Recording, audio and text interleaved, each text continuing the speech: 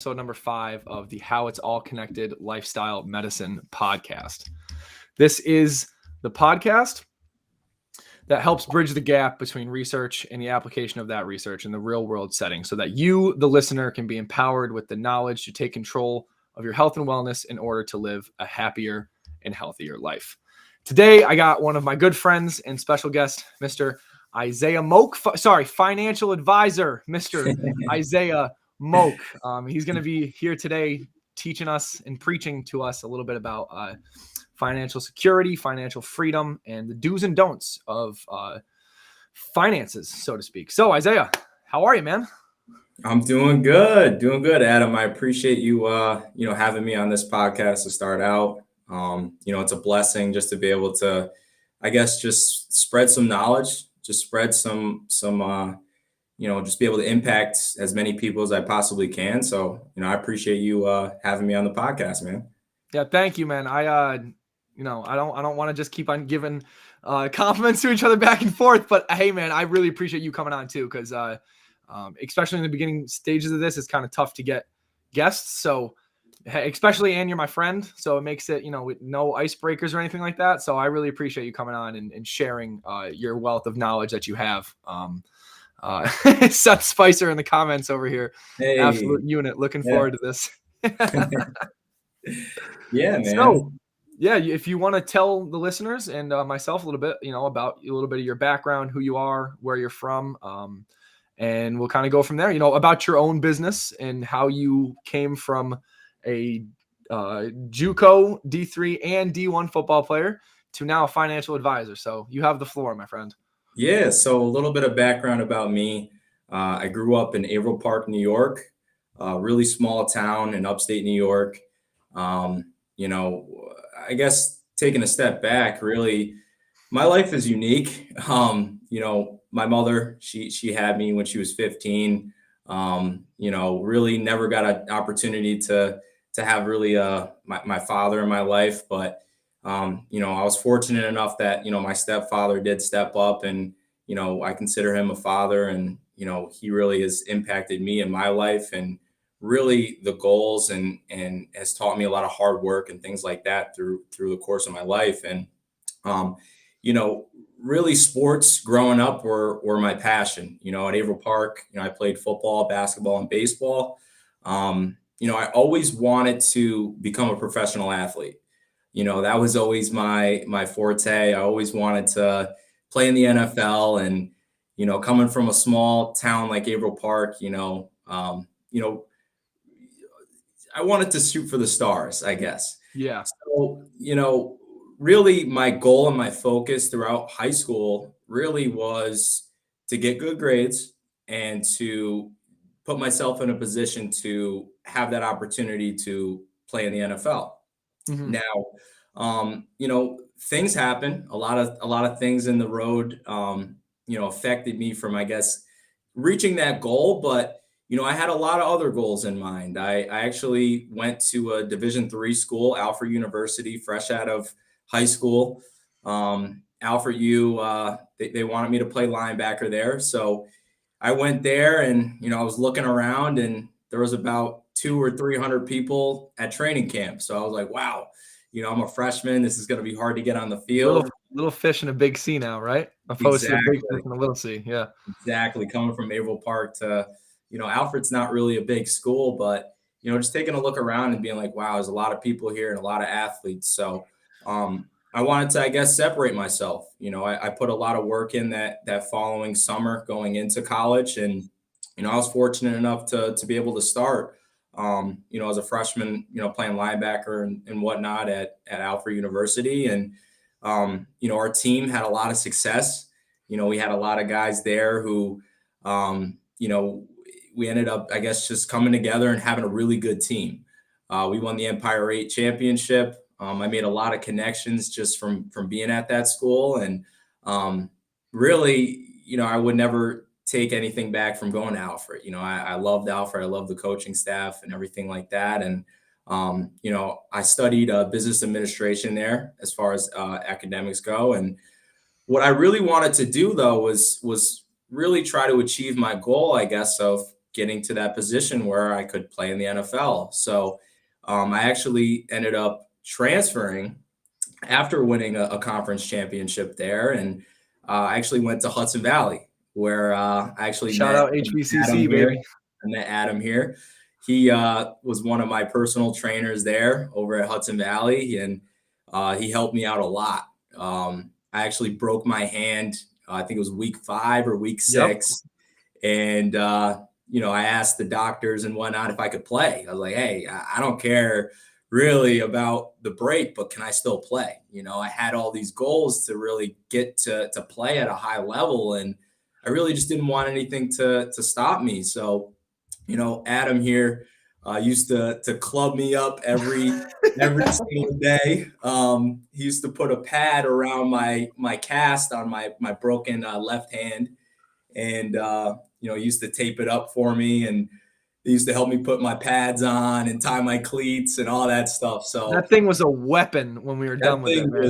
It was no joke, man. I could literally go by and just hit somebody with it, and we called it the Hulk hand. So it was a big green club, but no, seriously, I appreciate it. Him being able to do that for me, being able to, get me right as far as that goes. And by the end of the season, I got the cast off, and I made a full recovery as far as that goes. But, at Hudson Valley, coaching staff was a little tough. Went through a lot of adversity there. Adam could tell you, and he just a little bit. Just from watching a little bit of it. He wasn't doing any of the running, but he was watching us run a lot. Thank God I was not doing the running. So there's a lot of stories behind Hudson Valley and whatnot, but ended up having a really good season personally. We didn't have the best season as a team, and I ended up, finishing 19th in the country in tackles for junior college football, and ended up getting some Division I football looks, which really was my goal in going to Hudson Valley. So ended up, getting an offer to UAlbany, URI, and Stony Brook. I chose URI, University of Rhode Island. And, they really showed some love. They were really the first school to give me that full ride and whatnot. And, so really, I guess, taking a step back is really just saying, I got to that point, and I really accomplished a big step, was being able to play at a pretty high level. And, after graduating from Hudson Valley with my associates in business administration, I went on to play 2 years at the University of Rhode Island, where, I played 2 seasons of linebacker there and some special teams. And, again, went through some adversity, got pneumonia, which sucked early on when I first got there. Almost lost my father, my stepdad. Little story behind it. He actually, we went to the ocean, and I was actually working out at URI over the summer. They wanted me to go there, train with the football team and stuff. And I was taking a couple summer courses, and my parents, they came down for the 4th of July just to visit me and stuff.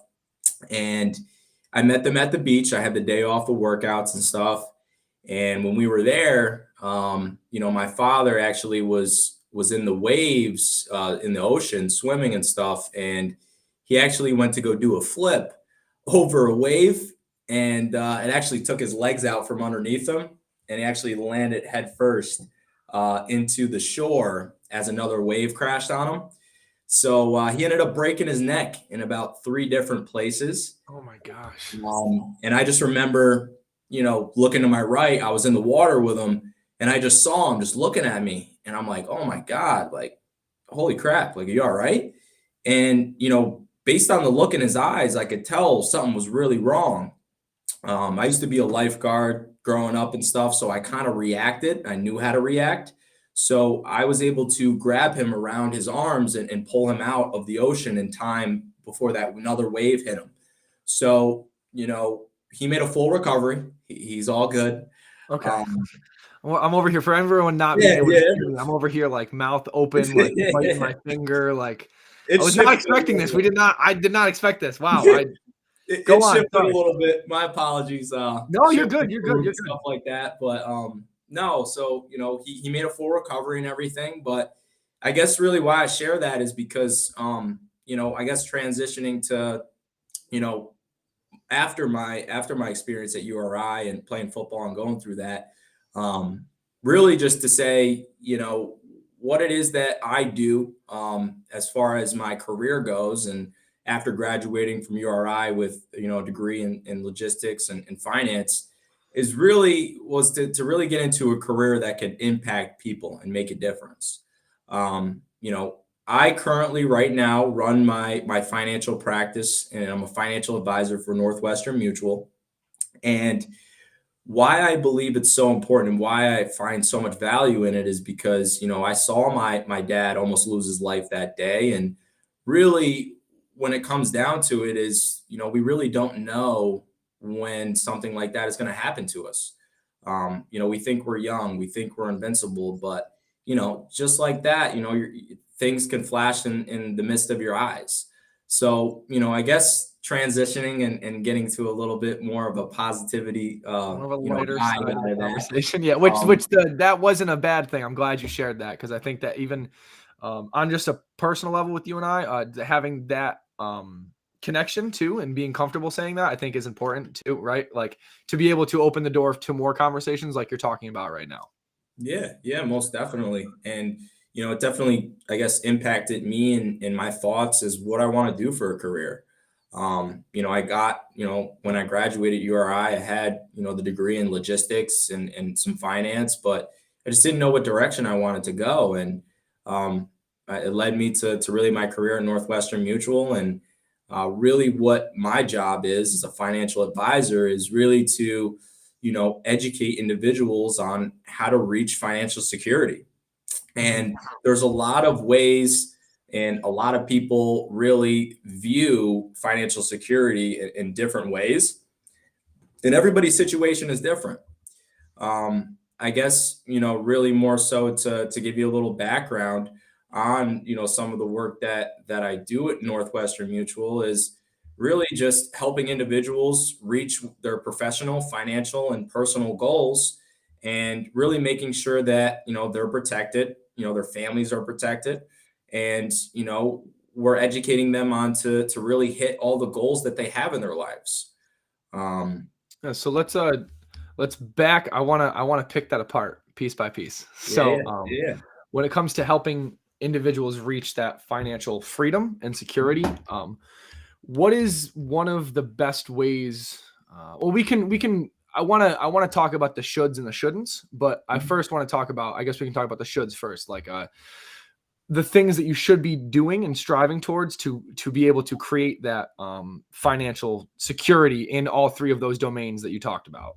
Yeah, most definitely. And really more so the areas that we do work in here and really to achieve financial security, through Northwestern Mutual and our philosophy really is working in three main areas. Now, the first area is risk management. Now, risk management is, taking a look at the debts that you have, right? Making sure that student loans are being taken care of, making sure that credit card debts are being, established and taken care of in the right way. Do you have an emergency fund, right? Life's been crazy, right? You take a look at, dating all the way back to when we were a little younger, but like 2001, right? Yep. When, 9/11 happened. Nobody really was expecting that. That really was catastrophic to a lot of people. You fast forward to 2008, 2009, where, the market crashes, right? A lot of people lost their homes. A lot of people lost their jobs. And then you want to fast forward to today, you got COVID, right? COVID's been crazy. It's impacted a lot of people. It's been very hard on some of us. So really within those 10, 15 year span, that's three really catastrophic things that have happened, right? So really making sure that we can educate people to have an emergency fund, have at least 6 to 12 months of their fixed expenses within a savings account to be able to access in case, God forbid, life throws us curveballs. This is also taking a look at, employer benefit package plans that you have through work, making sure that you have enough coverage as far as life insurance, disability insurance, those types of things, right? Because like I shared before with the story of my father, you don't know when that stuff could happen to you. So it's always important to I guess, be covered in that aspect. Yeah. Um, So to break that down a little bit, the life insurance, and I believe you talked about being covered if you get injured at, yep. on your job. Can you break those two things down for me? And then we'll go back to the catastrophic slash, your life is in ruins fund. So just talking about like the misconceptions, or at least in my opinion, in my belief, there's like kind of misconceptions on how much you're actually covered if you're injured at a job site, or if you're, whatever, Yeah. say you're only getting a certain percentage. Could you kind of delve more into that a little bit? Yeah. So I guess what we'll start with is like disability insurance. And how that works is a lot of people, when they first get their, they sign all these benefits with their employer, right? Uh-huh. A lot of them don't necessarily know how it works, right? They think they have all these benefits and they think everything's okay if that happens to me, right? Because I have these great benefits. But in reality, an employer can only cover about 60% of your income. And what that Uh, means is, say, for instance, you do become sick, disabled, hurt, or whatever the case may be. For the first 90 days, you're going to be paid just as if you were still working. At that 91st day, the employer is going to start to actually tax you on the amount of disability insurance that you do have. So your paychecks went from getting a full paycheck to more like a 60% paycheck, only so they take about 60%. 40-ish% off the top after 90 days. Yeah, about 90 days. And And does that change based on like the income the individual is making or the occupation that the individual has, or is that pretty much across the board for everybody? it's pretty much across the board. 60% is the max that an employer really can cover you. And really, more so, why it is like that is because when everybody is on these disability and life insurance planning and things like that through a group employer, obviously there's individuals who are, older than you, right? Yep. There's individuals who are not as healthy as you are. So the rating based behind that is based on really everybody in the company's general health and general age. So it really doesn't matter in that instance of, how much you're making or whatever the case may be. They can only cover about 60%. And then at that 90th day, you're going to be taxed on that. So So it goes more so by age and health status. Is that what is yeah. that Yep. correct? Yep. So, but the 60% of it being covered, you can get that no matter what, essentially through the employer. But really dating back to that is what we say is, hey, your ability to get up and go to work every single day is usually your biggest asset. If at the end of the day, if you don't have 100% of your income coming through the door, that's going to throw off a financial plan. That's going to throw Mhm. off any goals that you're trying to achieve throughout your life. And that's also going to throw off just in general, maybe if, God forbid, you can't pay rent or things like that, right? Mhm. So, really where we take a look and saying is, hey, look at the employer benefit packages to make sure that you do have coverage to begin with. But how can we get, our clients and individuals and educated on to get almost as close to 100% of that income covered? Yeah. So Um, how would you usually, do you have like so two questions. So do you have like a formula for that as far as like being able to get people to that place of having enough in their savings, and or second question, and or is that more the investments that they're making to get them to that extra 40%, right? If they're at the 60% baseline, say that there is some type of injury, to get them to that other 40%, so they're at 100 total. What are the two kind of strategies you use, if there are two? Yeah, really mainly just looking and seeing what the employer's offering you. They may offer you 40, they may offer you 50, 60 is really the max that they can offer you. And then Okay. saying, hey, okay, if you were to get hurt, sick, injured, whatever the case may be, yeah, you're going to get 60% of your income covered. Well, you're telling me that you have all these goals and you want to hit all these things, but if you become hurt, sick, or disabled and you don't have your income coming through the door, you can't save for retirement. You can't save for investing. You can't save for anything because you don't even have enough income You're not to be getting able any to more money in. So how are you going to save exactly if you're not making any money? Yeah. exactly to be able to do that, right? So similar situation with the life insurance, right? Uh, People think, oh, life insurance, I'm young, I don't need that. Well, Mhm. at the end of the day, it's really about your health. It's really about, your health and really how young that you are.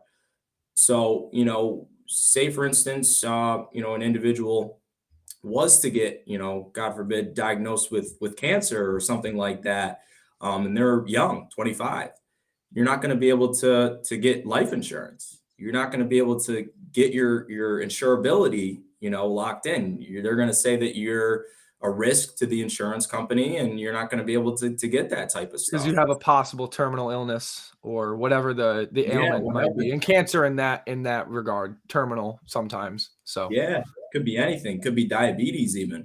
Something as okay. simple as type 1 diabetes. We see a lot of people, they can't get life insurance because of that stuff, and you don't know when that's going to happen, right? Yep. So that's a big piece. And going back to the employer stuff with life insurance, like I was saying with the group and how people are older and people are younger, they're only going to give you a certain portion of coverage through your employer, as far as life insurance goes, because you're on a group plan. If you Okay. leave that employer, you're not going to have any life insurance. That other employer could possibly not offer it.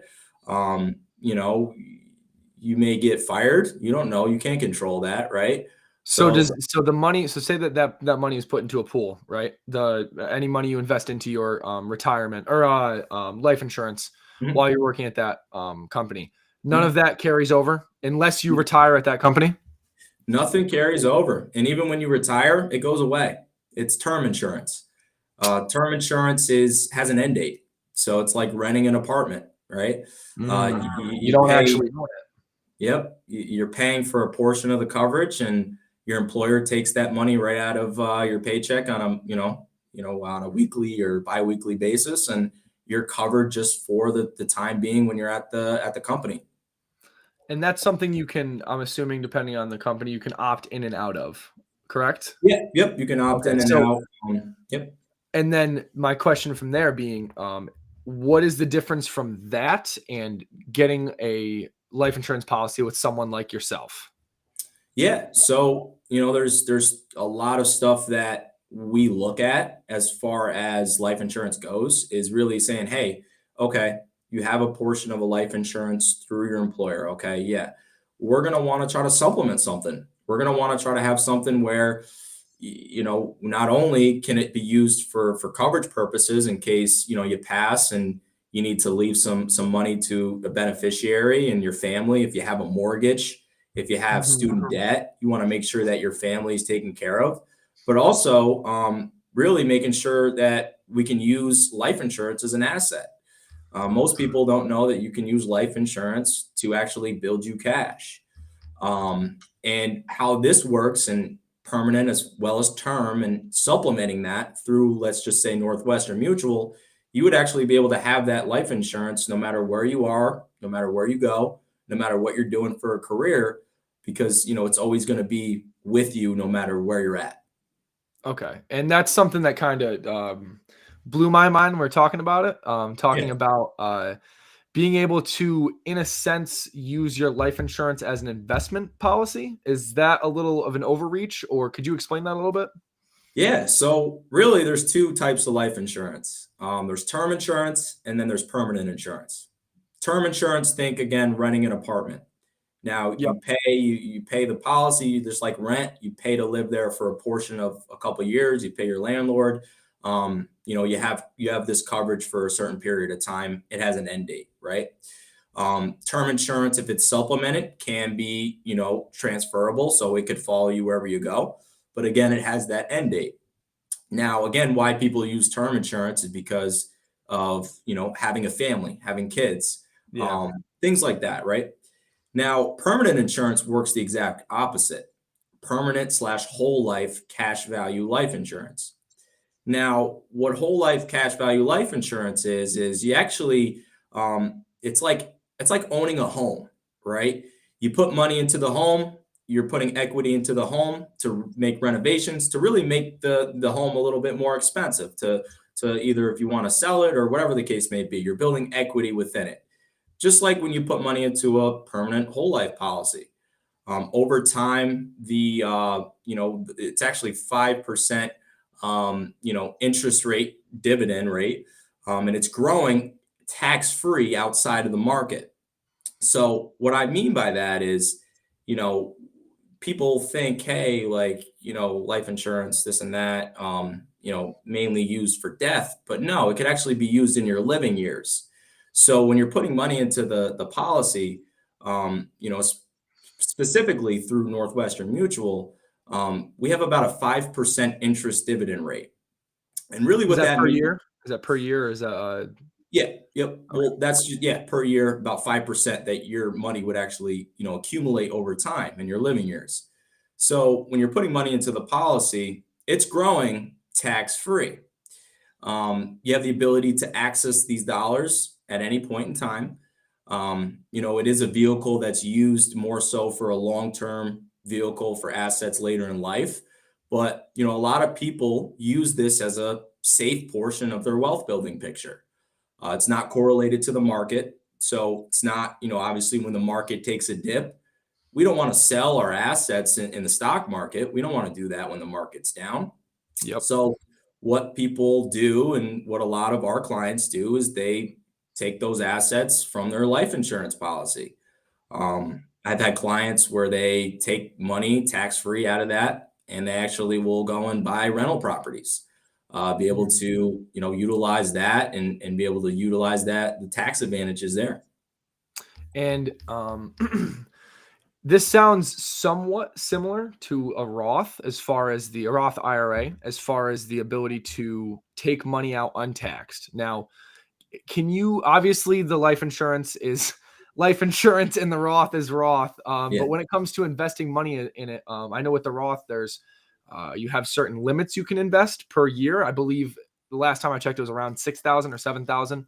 And there's certain things you can take the money out for. And I should let you explain this a little bit, but from my understanding, you can take the money out for housing, schooling, and maybe one other thing. So can you just kind of distinguish between the benefits of investing with the life insurance and obviously knowing that it's life insurance, and then Yeah. the benefits from the investing into the Roth?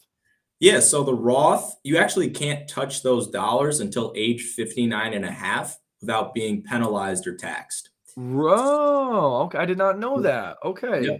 So you can't touch those dollars. So, if you do, you're going to have to pay a pretty big chunk of a payment there. Mhm. Um, but with the life insurance, you don't have any penalties. You can touch that in your living years with the permanent life insurance at any point in time.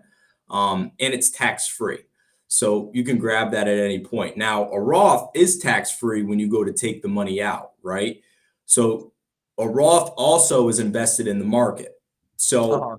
so it's managed. It's invested through stocks and different companies as far as that goes, and whether it be through an employer or whether it be through a financial institution, it's going to be managed, and you're not going to want to touch that because obviously it's aggressive. It's riding the roller coaster of the stock market. The only time that we can take a dip and lose value is when we sell at a loss. So why, I guess, more so there's an advantage behind that is saying, hey, when the market is down during our retirement, now when we go to take the money out of the Roth after age 59 and a half, we're going to take it out tax free. But when we take this money out, it's still correlated to the market. If 2008, 2009 happens and the market's down 50%, well, right there, you already took 50% of your Roth IRA and what you had in it, it's already at a loss. Yeah. So what people do is they supplement that income from their life insurance policy to be able to access that. Okay. Okay. That definitely clears that up a little bit, because I myself have a Roth, and I was under the false pretense that I was able to take that money out for only before. But so before I thought it was 60, but I thought that I was able to take it out for certain things, like the things that I named, the housing, schooling debt, anything like that. But that definitely makes me have changed my opinion on the Roth compared to the life insurance when investing in those, or in the difference between the two. Yeah, sure. And the next thing I kind of wanted to talk about, another investing tool, so to speak, was mutual funds. So mutual funds, I think, are probably along the same lines as the Roth when it comes to the volatility and how they. Now, I know there can be ones that are a little less volatile. So, and this, again, stock market crash, everything's volatile, however you pronounce it.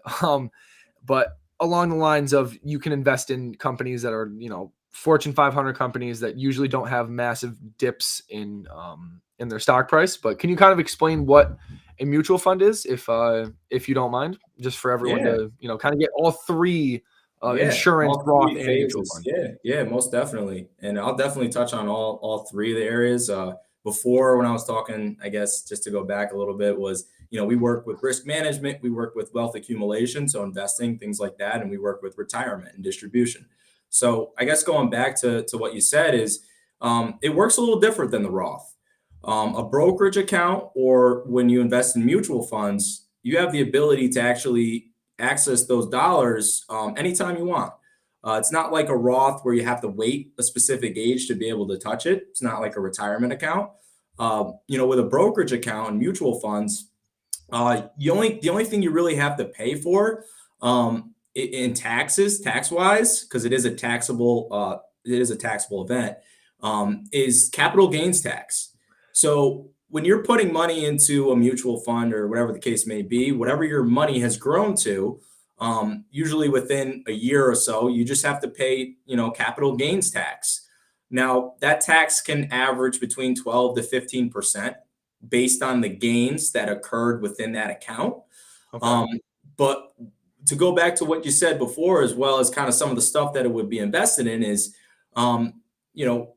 you have these stock companies, right? You have Apple, you have Tesla, you have Facebook, right?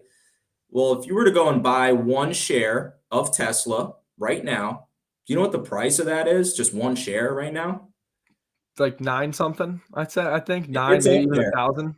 It's up there. It's up there. It's like, it's about $1,000 or a little bit more, something like that, for one share of Tesla right now. And it's going to continue to climb, right? So Yeah. if we were to just buy one share of Tesla stock, it's going to be pretty hard to, I guess, buy a lot of that stuff, right?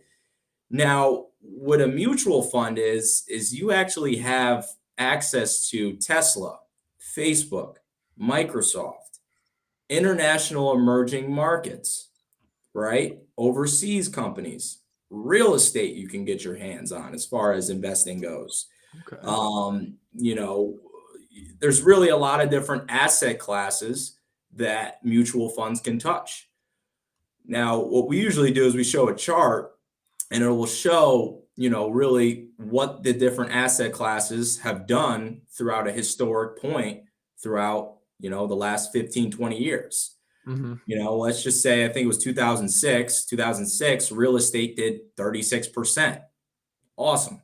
If we were 100% in real estate in 2006, you would be excited. We'd be jumping up and down. We'd be buying a yacht. You'd be like, you're the best financial advisor ever, right? Yeah. But in 2007, real estate did like negative 15%. So that yacht that we just bought, we'd probably be sinking that yacht, right? So, the reason why I say this is because we don't want to have all of our eggs in one basket, right? Yeah. We don't want to just be an individual store. We want to be the mall, right? We want to have access to all these different stuff. So when one's doing great, awesome. We got our hands on that one, but the other one's doing bad. It's not a big deal because we have our hands on so many different asset classes. And that's really what a mutual fund is. So trying to diversify between multiple asset classes, like a technology asset class, maybe an e-commerce, Exactly. retail. I don't really know a lot of other asset classes, but Yeah, yeah, trying to yeah. make it so you have a lot of money, or maybe even not a lot, but money in each one of those asset classes, so that if we have a massive, and now it seems like more technology would be the one to do that, not retail, but I don't know enough about retail, but a Yeah, technology crash, so you're not losing that yacht, so to speak, or are you losing all of that money, exactly. so to speak. Exactly. And just a little bit about the asset classes. I mean, you have US large cap, you have US small cap, US large cap, think Facebook, Microsoft, those huge companies. US small Yep. cap, think like Starbucks, you know, Taco Bell, things like that. Yeah. Um, then you got obviously your international emerging markets. So India, they just got, electricity throughout the country. So, they're That's gonna fun. be somewhere that you're gonna want to invest in. They're gonna be up and coming. So you can get your hands on international developed companies and emerging and then international developed companies as well. So you'll Mhm. have money all throughout, not only the U.S. but the country, because a lot of wealth is spread throughout the world.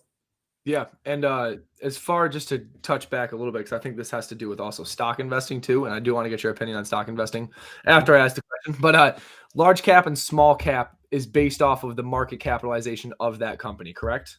Yep. And can you explain what a market capitalization is, if you can? Because I honestly am not. I know it's just has something to do with the overall revenue of the company, or Well, yeah, just um, how big the company is, really how much revenue they bring in, how long the company's been around for. Um, you know, Microsoft's been around for a very long time, right? yeah, Microsoft has been around. Apple is a big one. Think about all the stuff Apple's been doing, okay, as far as iPhones, things like that go. So, really just depends on the amount of money that the company's bringing in, really how big they are to really depict them between not only a US large cap and a US small cap. okay. And then going to the question about stocks, would you recommend? Now, obviously, I know doing stocks, if you're going to do it through a broker, or if you're going to do stocks, it's probably maybe a smarter idea to do them through a broker. Obviously, learning it yourself is something that's a little difficult. And me and the boys at CCHS have went through that. I lost some money. I've gained some money. Yeah. Great times. But would you, one, recommend investing in mutual funds, or trying to invest into the stock market wholesale, like you were talking about with the buying a whole share, right? Or would you more so recommend just kind of leaving the market alone, going in all into the mutual funds, and kind of hedging your bets on that, opposed to the market? And then if you're going to do the market, would you recommend more small cap or large cap, or does that kind of just depend on your overall financial ability? Yeah, yeah. I think it all depends. Like I always advise my clients if they got Robinhood, they got crypto, they got Bitcoin, whatever the case may be, do that. Do that stuff, right? Yeah. Crypto seems to be the future. A lot of people are doing that stuff on their own. And I always advise my clients to still do that type of stuff, right? Play around with Uh, it, right? Have the Robinhood, have that type of stuff. But do I think you should have a brokerage account with mutual funds as well? Absolutely. okay. I think you should have that where, it's being actively managed. You have, here at Northwestern Mutual, for example, we have, thousands and thousands of CFAs, CFPs, investor, people really looking at the stock market day in and day out. Because, obviously I'm talking to you right now in this podcast. I can't be watching the stock market, right? Yeah. So, Yeah. we do have people who do that and manage that type of stuff. So they would be managed on a regular. So I think a little bit of both is great. And going back to your point with US large cap and small cap, I think you should have, like I said, money all over the place, really. Mhm. I think you should be touching all the asset classes in case one is doing great and then other one is doing bad. Really about diversifying your portfolio and making sure that you have your money not only in aggressive, but safe as well, so that when the market's down, you have assets to pull from a safe place. Yeah. So the average consumer just trying to diversify into as many different investment revenues, or investment avenues as possible. so Yeah. to speak. Yeah. Just don't put all your eggs in one basket, right?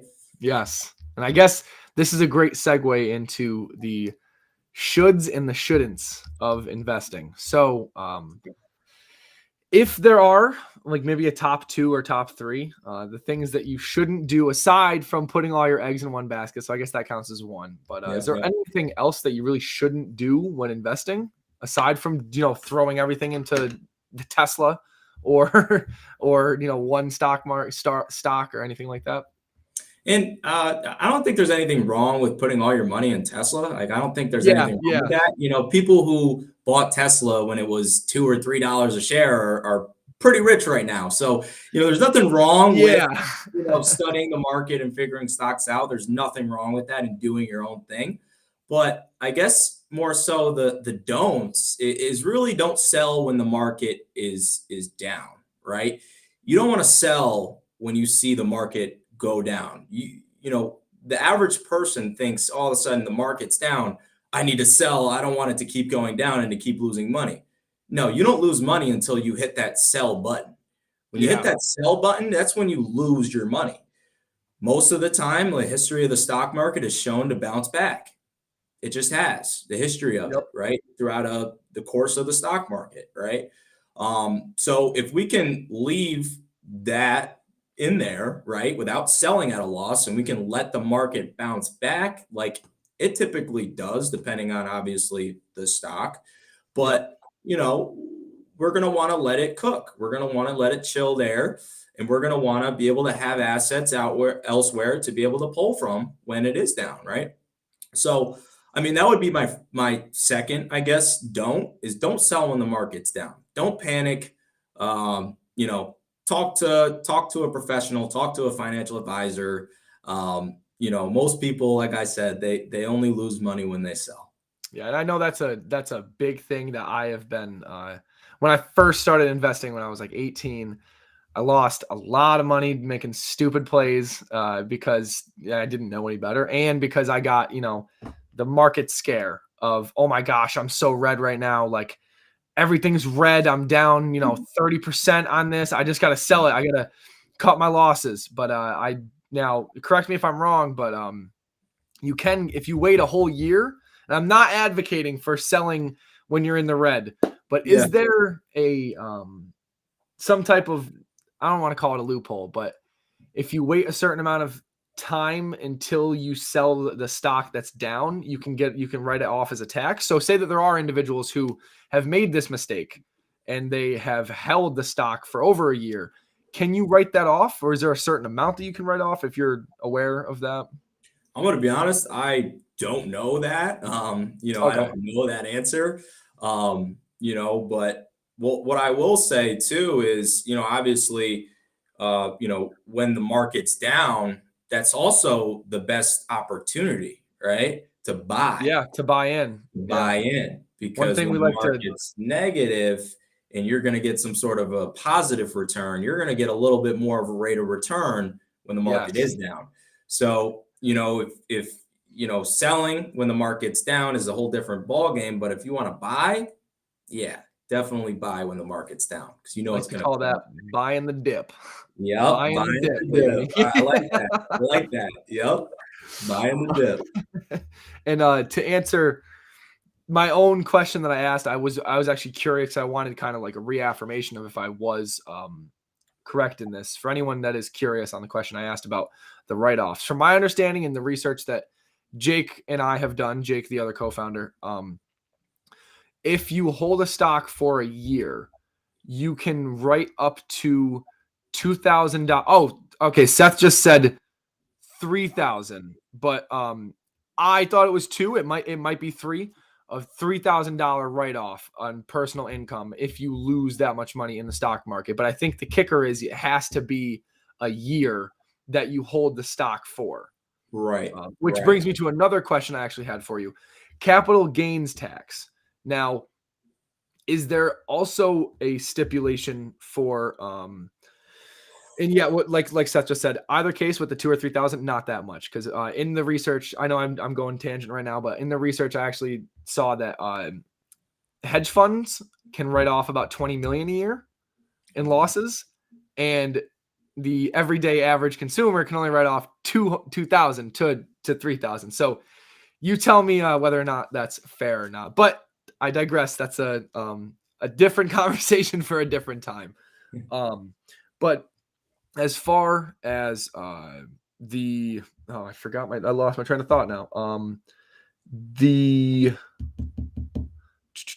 We were talking about, I'm going to go on to the next question. Tax? Yes. Oh, thank you. Capital gains tax. Yeah.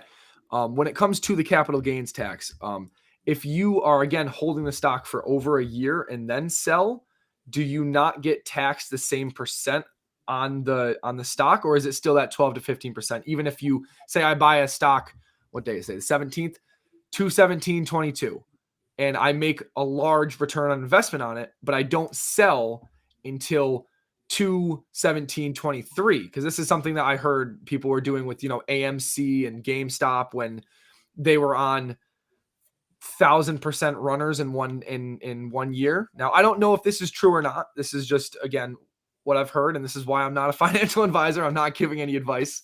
But do you know that to be true, or if that's false?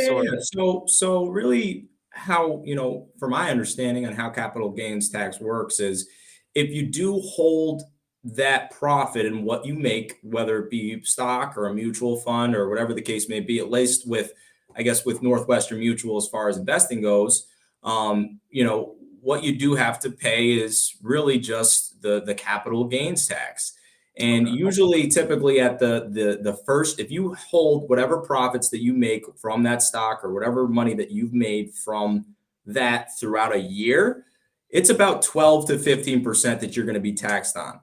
Now, if you were to take that money out a little bit earlier and access that money before the year is done, it's going to be taxed different. So it's going to be a little bit higher of a tax that you have to pay if you don't hold that value and the profit that you've made for that year. The taxes look a little bit higher. I think it's upwards to the 20% that you would have to pay based on the capital. So you have the ability in a brokerage in stocks to be able to actually touch the stocks whenever you want. But as an advisor, I will always advise, hey, maybe wait a year to not have to pay more in taxes as far as the amount that you've earned on the dollars that you put in.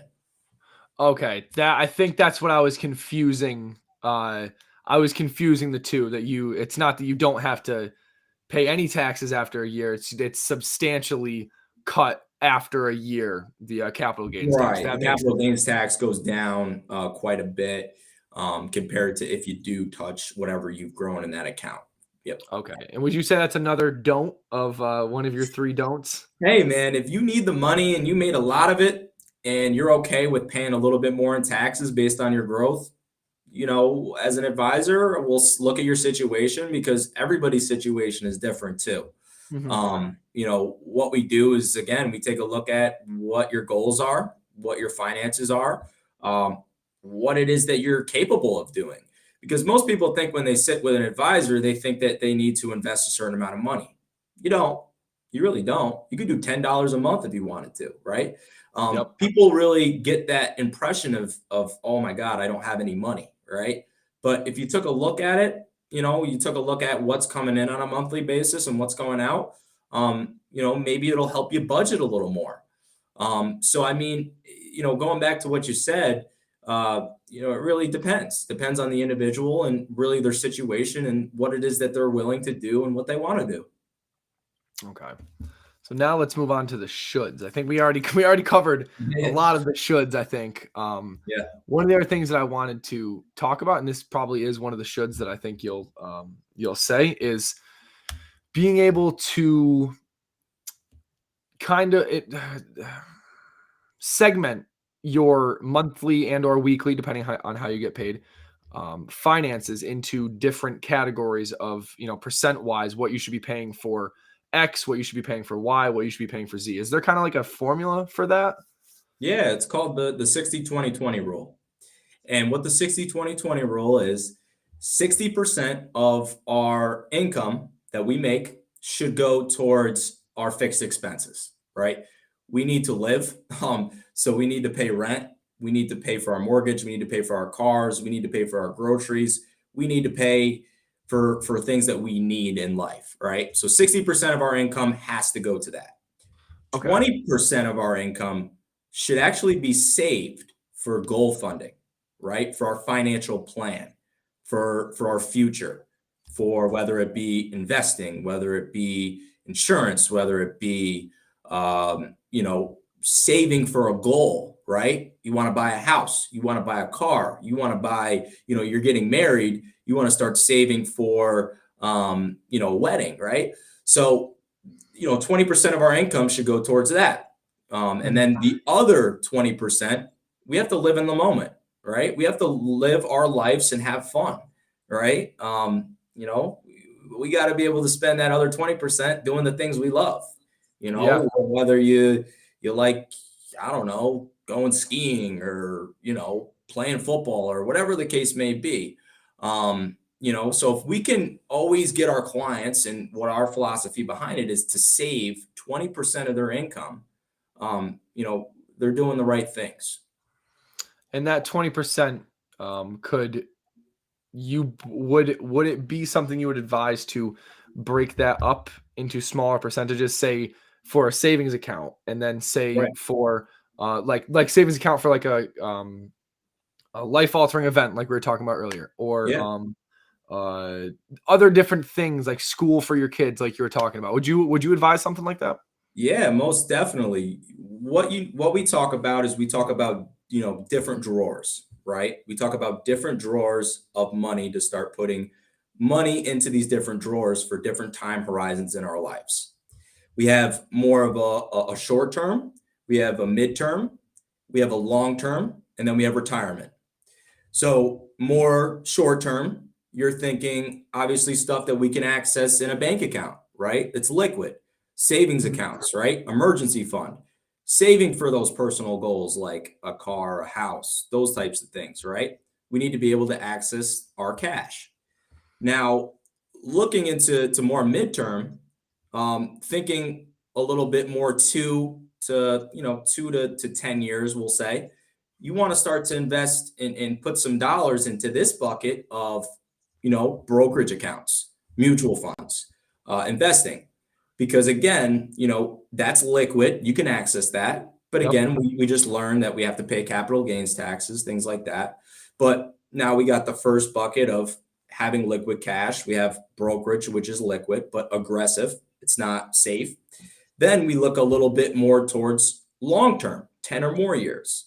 This is where a lot of our clients, some people have beliefs, some people don't.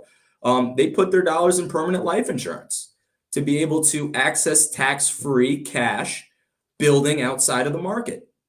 Now, you have that as well. So now you have your goal funding dollars, not only in the goals that you want to achieve in a short period of time, more midterm with the brokerage, more long-term with, the asset of the life insurance for when the market's down, we can pull from those assets tax-free. Then you look a little bit long-term, way down the road is retirement. We want our 401ks. We want to utilize those. We want to utilize a Roth IRA. We want to be able to utilize those, but we can't touch those until 59 and a half. And they're riding the roller coaster of the market. So if we can diversify that 20% into those 4 different buckets throughout the different time horizons in your life, you're going to be okay. You're definitely going to be okay. And you're going to be on the right path because you're saving 20% of your income to the things that, are important to you. Okay, so if we were to like segment that 20%, it'd kind of be like based on what time, where you were in life. Yeah, different time horizons. Like I said, everybody's financial situation is different. Somebody may only be able to put a portion of their income that they have left over, that 20% into one bucket of that allocation, or that one bucket of whatchamacallit, the one, I just lost my train of thought.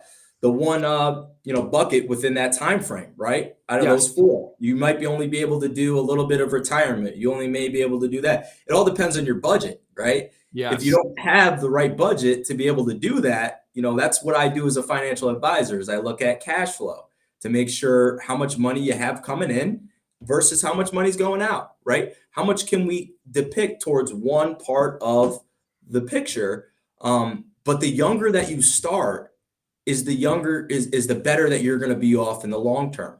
So if you can only start attacking one portion of that bucket at one point in time, well, you're doing a lot better than somebody who's doing nothing, right? Yeah. Yeah. And Right. I would having financial advisor, I would definitely recommend individuals to seek out them. And I know, and this is not me trying to put money in Moak's pocket. Sorry, Isaiah's pocket right now. I'm so used to, I don't think I ever called him Isaiah like pretty much ever in my entire life. I call him Moak all the time. But Yeah, they call me I'm not Moak. trying to. Yeah, you're used to it. You're football and everything. I'm sure that's pretty much all they called you. Oh yeah. But not trying to put money in his pocket, but I know having someone there to help you break this down, because this can be a really scary thing, myself included. When I sat down, I had a good sum of money I got from inheritance and trying to figure out what I do with this. Now, this wasn't through Isaiah, even though I am going to be set up with him now that I know that you're a financial advisor and you know what you're talking about. But at that time, having that as sum of money and being very afraid, one, that I was going to get swindled, because I do want you to talk about compensation as far as financial advisors, but on my own personal behalf, the feeling of being swindled with that money or poorly investing that money is two huge things that I think individuals can relate with, because we have this common misconception, I would say, that financial advisors are kind of in it for their own good, not their clients. I don't believe that. I definitely think that I don't believe that with you, and I don't believe that with the individuals I'm with right now. I have seen the other side of it, and I'm sure you have as well, in this field of individuals that do take their own greed. Their greed overcomes them, and they are making money off of their clients' money, which, hey, if you're doing me a service, obviously you're going to need to get paid. That's not what I'm saying, but kind of going overboard, so to speak. So can you kind of explain to people how you get compensated for this and how this kind of works? Yeah, most definitely. And I think a lot of people are scared to even have a conversation with a financial advisor because one, talking about your finances is personal. It's personal. Let's just be honest. You have to have trust within that individual. Any conversation that I have with my clients, I can't talk to somebody else about, right? We're a fiduciary. So whatever conversations we have, legally, I would be, arrested and would go to prison if I was to give that information out. So yes, comfortability wise, you need to know that with financial advisors. Adam, I may like you, but I don't like you enough to go to prison for you. Yeah, likewise. You know what I'm saying? So, going back to that as well, and what you were saying is a lot of people have misconception with how advisors get paid. Now, what I'll do, and I'm not talking for other companies because I don't work with other companies. I work with Northwestern Mutual. So how we are compensated as advisors through Northwestern Mutual, it works just like this. So there's two ways, one's monetarily and one's non-monetarily. So monetarily speaking, if, for instance, what the process is really and what it entails is really setting up a call to really get to know an individual and their goals, right? We get to know them, we know their situation, we know exactly what it is that they want to achieve and what it is that they got going on. Okay. Then what I do is I take notes and I actually bring these notes to my team of advisors at Northwestern Mutual. So when I say team, I work with a lot of advisors, CFAs, CFPs, who are more experienced than me, right? I've been in the business for about a year, right? So they're more experienced than me. So it's like I have the ability to bring this to people who have been doing this for years to make concrete recommendations for each one of the individuals that I meet with to make sure that I'm doing them a service and in their best interest. So when I actually come together and I build this financial plan that to this specific individual, we'll have some recommendations in there. We'll say, hey, you're doing a great job doing this. You're doing a great job doing that. maybe you can implement some other of this stuff to be able to get to you to where you actually want to be, right? So if that individual does implement in a recommendation that we fulfill, I would be paid monetarily by whatever company that we decided to place business with. Not by the individual themselves. Not by the individual themselves. Most people think, oh, I'm making, I'm paying premiums, or I'm paying, this amount a month, and Moak's getting this amount of money. No, that's not how it works. And can you give an example of no, obviously not with the client, because we don't want to breach any contract or anything. No doubt. Just an example of like how that would work, of like what type of company, and then what the investment would be, and then all that. Yeah, let's just say Northwestern Mutual. Let's just say you wanted to get a life insurance policy through Northwestern Mutual, and I brought you in as a client, right? I brought you in, and Northwestern Mutual would just pay me monetarily a commission based on the amount of insurance that you were to purchase with the company. For me bringing them to the company and bringing the business in, they just pay me a commission one time. Okay. And that's how it works. Now on investments, it's a little bit different. Now investments, to have the investment managed, there is an initial, I guess you could so call it, it's like a 3 to 4% fee to have, the money be put into the account to have it be properly managed. Then you never pay a fee again. So a portion of that fee actually, I'll actually get paid for that, just for bringing that amount of inventory or that amount of money to the company. Okay. Now you get an off the top cut in the sense. Exactly. Okay. And, non-monetarily speaking, if you found value in the conversations that we had, financial advisors are a referral basis business. We live and breathe by referrals. We love meeting people who are like-minded, and meeting people and individuals who have great goals and great achievements to, be able to really impact as that many more people. Right. So, really to answer your question there, other companies, I'm not sure how it works, but Northwestern is not a fee-based practice. So for me to have conversations with my clients doesn't cost them anything. For me to build them a financial plan doesn't cost them anything. They could literally sit down, see a plan, not like it, and say, okay, that's cool. There's no harm, no foul done. And most people don't understand that. So, I'm glad you asked that question. And, I hope, at least for Northwestern Mutual and how I run my practice, that, it makes sense for some people. Yeah. And I'll be honest, I didn't know that prior to talking to you, asking you that question. Because like I said, with the place I invest now, I'm not going to name names just because we're keeping this, but I wasn't under an impression. I had no idea of what was going to happen when I invested with them, and they did end up doing off the top, right? A certain percentage off the top, but I also didn't invest in any type of long-term deal. I did a mutual fund and a Roth, as well as I did 2 mutual funds and a Roth. Now, I shouldn't ask you guys, if it is a Roth, you don't take anything premium wise from the Roth if it's accumulating, it's increasing in value. No, the growth in the account is all yours. What it is, though, again, it's just that upfront fee to manage the money, right? So whatever money that you put in, it's just going to be like a 4 or 5% charge or whatever, just for us to manage it. We don't charge it based on how much the account grows to. Obviously, you got capital gains tax, things like that, which is separate. Yeah. But no, you put the money in and you get charged to put it in, and you don't pay anything after that. Wait, so let me get this straight. You guys aren't like Bernie Madoff? That's not like God, no. I'm just kidding. I gotta. Yeah, no, man. And some other companies are different, right? I can't speak for the Marilyn Lynches of the world, right? They're not going to talk to you unless you have $250,000 to invest with them, right? They're not talking to me then. Right, they're gonna charge you $300 just to build a financial plan for you. So not to get it twisted or say, hey, we don't deserve to be compensated for building you a plan and having these conversations with you.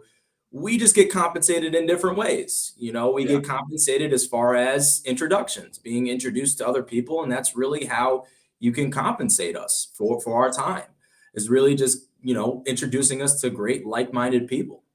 The referral based kind of like you're saying, in a sense. Exactly.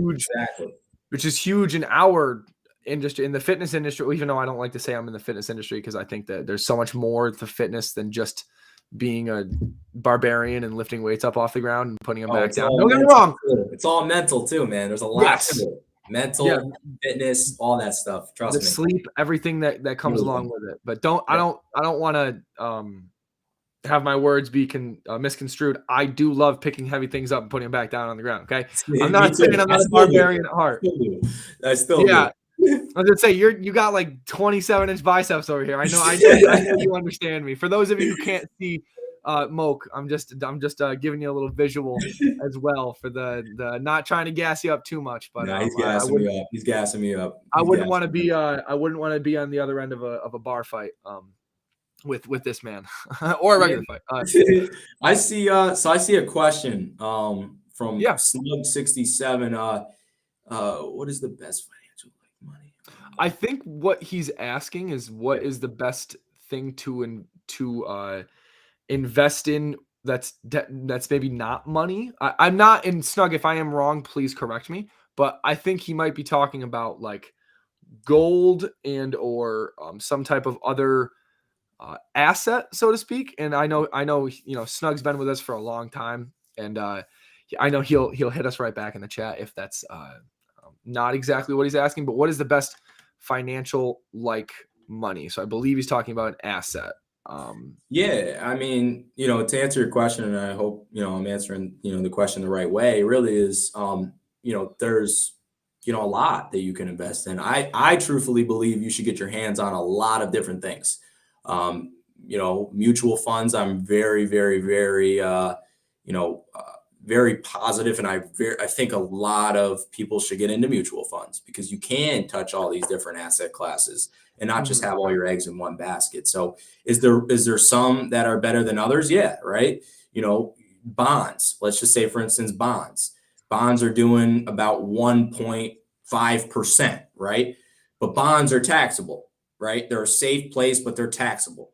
Back in the day when, our grandparents and, great grandparents, they bought us savings bonds, right? Yeah. They were doing like 9% back in the day. They were doing 9%, but they were taxed, but they were doing 9%, which is awesome, right?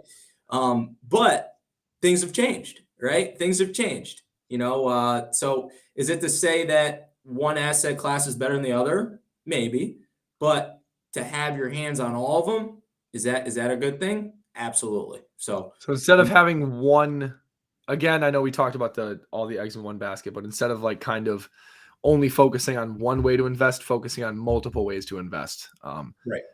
And this is a personal question. Would you recommend investing in any like precious golds or metals or anything like that? Or again, I know that's like more diversification, but yeah, for sure. For sure. I have clients who get their hands on that stuff all the time. They love that stuff. I mean, gold and silver, those are things that are always going to be increasing in value, right? So it's like, to really answer your question is you can go whatever direction you want to go. I can't depict the stock market or really depict what a single stock is going to do. I don't do that. That's why really we have those gurus and people in management who are managing our assets for us. Yeah. And in Snug, you're welcome for answering that question, man. I'm glad Moak, Mr. Isaiah, Mr. Moak, whatever you want to call him, can help you out with that.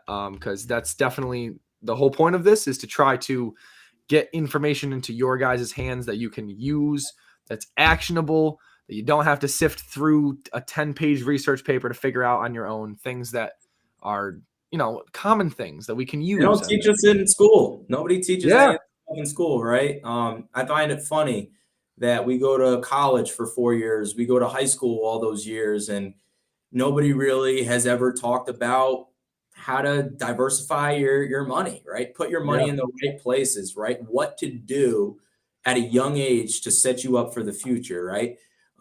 It's something that I really don't like about our society and the way that the educational system is set up. So really sitting with someone or reading stuff and getting down to it and just and even if you just want to talk just to get some insight, definitely keep educating yourself outside of school because they don't teach you this stuff. They really Yeah. don't. I know one easy way that I've kind of learned more about investing, and this is more stock market based, but Twitter, right? FinTwit, financial Twitter.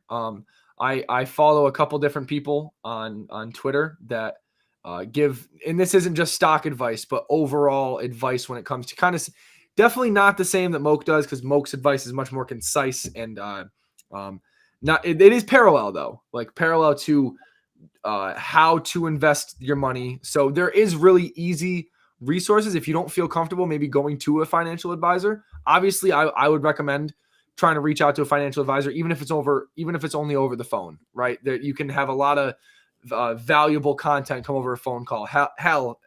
Moak and I talked for 30 minutes the other day, and I was like, wow, I learned this, and I even wrote the stuff down because I was like, I didn't know any of this stuff. So there is a lot of value in that, but there are other ways to get that value, whether it's through a podcast like this or through even looking up YouTube videos, right?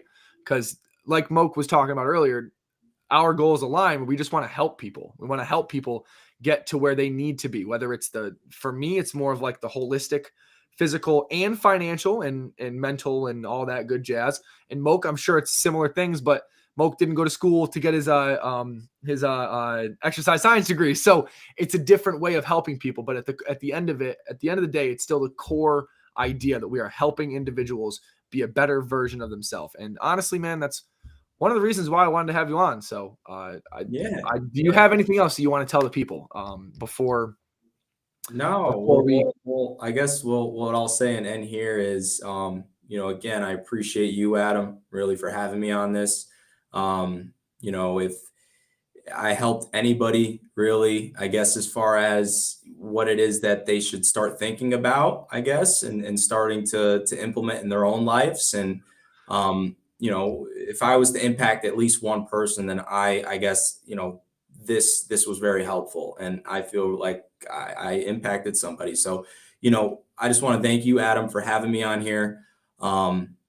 Feel free to have a conversation with an advisor, guys. It could be something as simple as a 30-minute phone call like me and Adam had. It doesn't have to be something where, you're interested in afterwards, right? It may be something where you might just get a little bit of information, kind of see how it works and what the experience is like. And after that, if you decided to take some information and run with it yourself, then run with it yourself, right? Our goal as advisors is to help people. It's to point people towards financial security so that they can enjoy the important things in their lives, like, family events, hanging out with friends, doing the things that you love, but at the end of the day, knowing that you're doing the right things for your finances to set you up for the future. Yeah, I think that's a beautiful place to end it. I am going to talk a little bit just about, as always, CCHS at the end. But first, let me say, Moak, Isaiah, thank you for coming on, man. This was great. As you said, if this helped one person, then that puts all of the time and effort that I've put into this and that you have put into this both of us preparing, that puts all of that to rest, because that means that we are helping one person at least. And that's really, I know what both of our goals are in life is to help other people. So thank you for helping Snug. Thank you for helping Snug.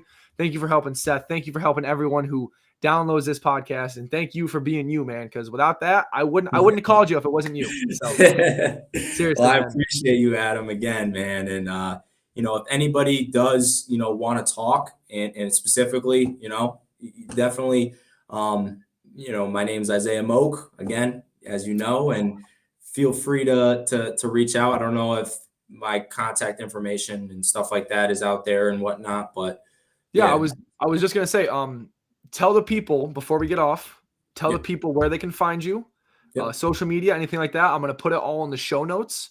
Okay. So it'll be on all the broadcasting sites, but tell the people where to find you and how to get a hold of you.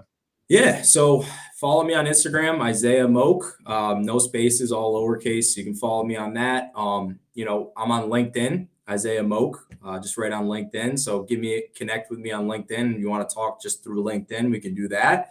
Or if you want to give me a call, my number is 518-268-7962. Feel free to reach out anytime, and I'm always available. And if I don't, answer you right away, I'm gonna find time to answer you at some point. Yeah. And again, thank you so much, Moak. I really appreciate it, man. Thank you very much. Absolutely, man. Absolutely. And Um, oh, yep. No. You go ahead, man. I'm gonna say, and for everyone that is still listening, thank you for joining into the 5th episode of the How It's All Connected Lifestyle Medicine podcast with Isaiah Moak. And please do not forget, guys, to go check out the Connected CHS website, which is right down here if you are watching in the link. We have a lot of free services like this podcast, like all of our previous podcasts and live stream videos that we did, all body weight. So there's no barriers to starting those programs. We also do offer in-home personal training in the greater capital region area. So if you're not in that area, not yet, all right, we're not going to get to you yet, but also we do virtual personal training and group training. So we really have something that's for everyone. So just make sure you go check out those products. And if you enjoyed this podcast and you thought that it was helpful, please give us a share, a like, if that is possible, if you're listening on YouTube, and a review if you are watching on any of the other podcasting platforms. It really goes a long way. I do put a lot of time and effort into getting quality guests for you guys and making sure that the questions are things that are very actionable to you, things that you guys can use. So it would really mean a lot to me and the other two guys at CCHS if you kind of just spread the word about us, gave us a review, and just kind of did a little bit of outreach for us as well. So we really appreciate that, and make sure you guys go check us out on our website. But that was the 5th episode of the How It's All Connected Lifestyle Medicine podcast with Isaiah Moak. You got anything else to say before we leave? Nah, just stay healthy, stay safe. We're living in a crazy world, so everybody stay safe out there. I thought you were gonna say stay happy, stay healthy. That's my line. I was gonna have to kick you off the show. That's your line. All right. As always, guys, thank you for joining in, and remember, stay happy, stay healthy. And this is Adam signing off. I'll catch you guys next week. Take care. Thank you.